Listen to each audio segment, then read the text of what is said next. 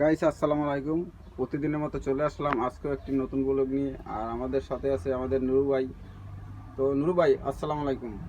ওয়ালাইকুম আসসালাম। নুরু ভাই, আজকে তো অনেক দিন পর আমার ব্লগে আসলেন আপনি। আর আমার যারা দর্শক আছে, যারা আপনার আপনার ভিডিও সবাই যারা দেখে, তো আপনার দর্শকের উদ্দেশ্যে আপনি কিছু কথা বলেন। তারা জানতে চায় আপনার বর্তমান পরিস্থিতি। দর্শকরা আমি সবাইকে জানাই ভালোবাসা এমনকি শুভেচ্ছা, এমনকি অভিনন্দন।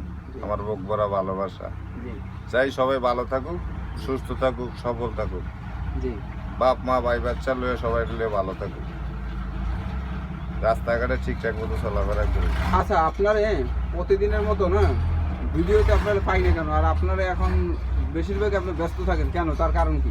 বেশিরভাগই ব্যস্ত থাকি, কারণ হলো বর্তমান যে বাণিজ্যটা আমি করি, বাণিজ্য তো সিটাঙ্গে ধরা খেয়ে থাকি। ওটা মাল ঠিক মতো ডেলিভারি দিতেও পারি না, গাড়ি খাইলেও হয় না, আইতেও পারি না। আচ্ছা, আমার কাছে আপনি কয়দিন ধরা খাইছেন এইটা বলুন। ধরা তো তোমার কাছে তো আর ধরা নাই, ধরা কমই খাইছি। আমার কাছে কোনোদিন কোনো ড্রাইভার ধরা খাইছে? অনেক ধরা। এখন ওরা তো কিছু করার নাই, পরিস্থিতি যখন খারাপ থাকে তখন তো চতুর্দিক দিয়ে খারাপ বিগত থাকে। 2 মাস ধরে এরকম চলছে, কিন্তু বর্তমান মার্কেটও বেশি চলছে।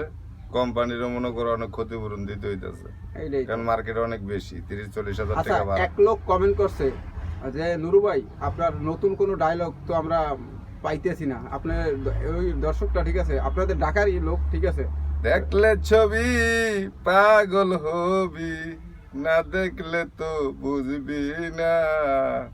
চাঁদের গায়ে চাঁদ লেগেছে, আমরা ভেবে করব কি। চাঁদের গায়ে চাঁদ লেগে